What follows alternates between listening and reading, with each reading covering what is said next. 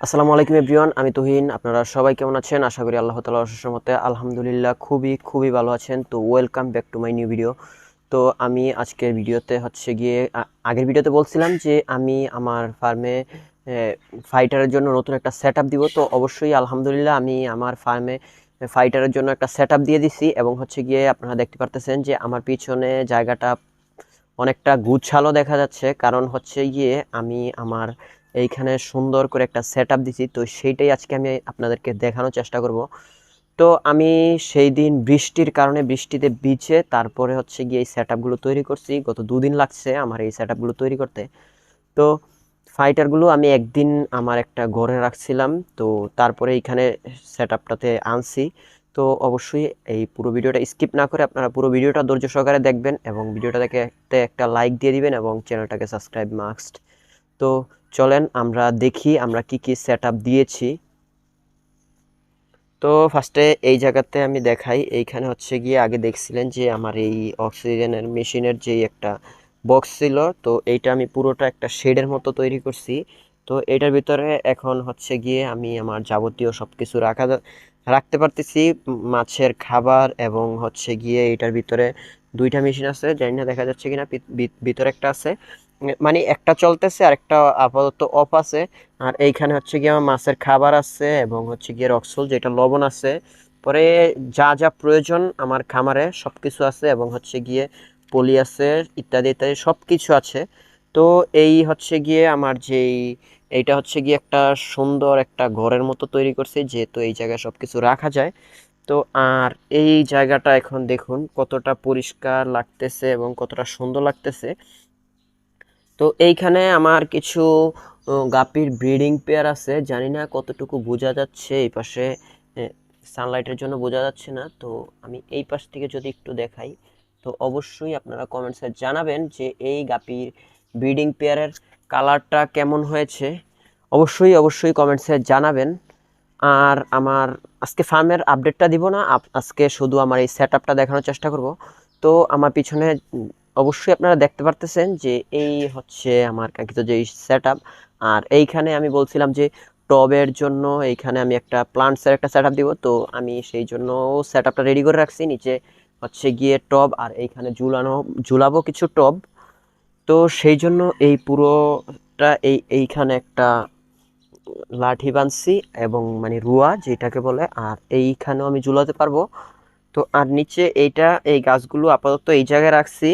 তো এই গাছগুলো কাটিং করে আমি এইগুলো সব টবে শিফট করব। আর এটা হচ্ছে আমার যে বনসাইটা এইখানে রাখছি আপাতত। আর এখন এইদিকে ঝামেলাটা একবারে কমিয়ে দিছি, কারণ হচ্ছে গিয়ে এইদিকে দেখুন সব কিছু নিচে দিয়ে দিছি, এবং সুন্দর পরিপাটিভাবে অক্সিজেনের পাইপগুলো দিয়ে দিছি। আর এই হচ্ছে কাঙ্ক্ষিত আমার সেই ফাইটারের সেট আপটা, জানি না কতটুকু দেখাতে পারছি এবং আপনাদের কেমন লাগতেছে।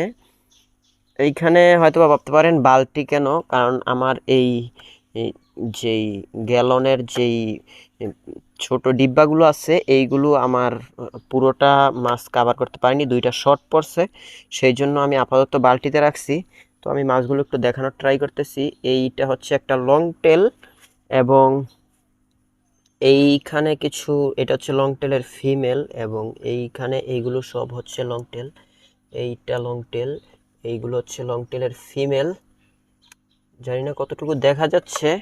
আর এইটা হচ্ছে গিয়ে কুইন্টেলের যেই ফিমেলগুলো আছে, কুইন্টেলের মেলটা আমি দেখাই। ওই দিন আমি যেই মাছটার কথা বলছিলাম, যেটা আমার নাম জানি না, সেটার নাম হচ্ছে কুইন্টেল। তো মাছটা এই আমি এখন এইগুলো ধরতেছি না, কারণ এইগুলো রেস্টে আছে, সেই জন্যে। তো এইগুলো হচ্ছে আমার কুইন্টেল, এবং এইগুলো হচ্ছে রোস্টেলগুলো, যেই রোস্টেলের এইটা হচ্ছে মেল, এইটা একটা মেল, এইটা একটা মেল, আর রোস্টেলের ফিমেলগুলো এইখানে আছে। এই একটা রোস্টেলের ফিমেল, এবং এই একটা রোস্টেলের ফিমেল, এবং সবচেয়ে আকর্ষণীয় হচ্ছে ফুলমুন এবং রোস্টেল দুইটাই আকর্ষণীয়। এটা হচ্ছে ফুলমুনের যে মেলটা, এবং এইটা হচ্ছে ফুলমুনের ফিমেল, এবং এইটাও ফুলমুনের ফিমেল। ফিমেলটার কালারটা খুবই সুন্দর, এবং এইটা হচ্ছে একটা ফুলমুনের মেল, এবং এইটা হচ্ছে একটা কুইন্টেল। তো এই হচ্ছে গিয়ে আমার পুরো সেট আপটা, যেই ফাইটারের ফুল সেট আপটা এইটা। তো অবশ্যই আপনারা কমেন্টে জানাবেন আমার ফাইটারের সেটআপটা কেমন হয়েছে। আর এই জায়গাতে আমি একটা একুরিয়াম দিছি, এইটাতে হচ্ছে গিয়ে আমি বিভিন্ন ধরনের মাছ রাখবো, যেই মাছটা আর কি ডিসপ্লে দেওয়ার জন্য আপনাদেরকে যেহেতু দেখাতে পারি সেই জন্য আর কি এই একুরিয়ামটা এইখানে দেওয়া। তো অবশ্যই কমেন্টসে জানাবেন যে আমার এই সেটআপটা কেমন হয়েছে। আশা করি আপনাদের ভালো লাগবে।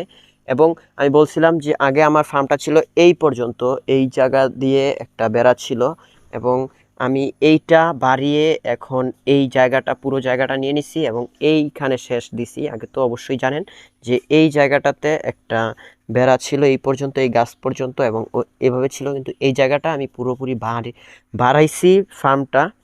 তো অবশ্যই কমেন্টসে জানাবেন যে বর্তমান ফার্মটা কেমন লাগতেছে। আশা করি আপনাদের ভালো লাগবে, কারণ এখন বর্তমান ফার্মটা পুরোটাই একটা গুছালো করার চেষ্টা করতেছি আমি।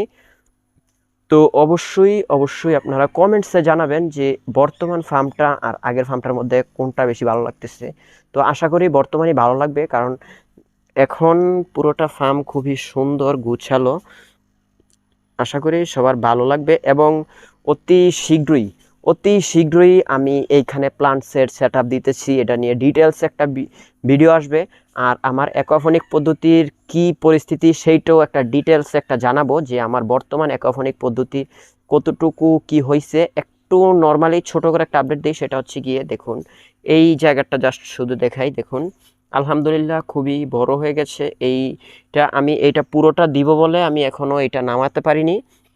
তো এটা নিয়ে ডিটেলস একটা ভিডিও দিব, হয়তোবা কালকে অথবা পরশু দিনের মধ্যে আপনারা অ্যাকোয়াপনিক পদ্ধতি নিয়ে একটা ডিটেলস একটা ভিডিও পাবেন, এবং অন্যান্য যেই গাছগুলো আছে সেগুলো কেমন আছে এবং কি পর্যায়ে আছে পুরো একটা ডিটেলস দেব। তো সেই পর্যন্ত সবাই ভালো থাকুন, সুস্থ থাকুন, আল্লাহ হাফেজ।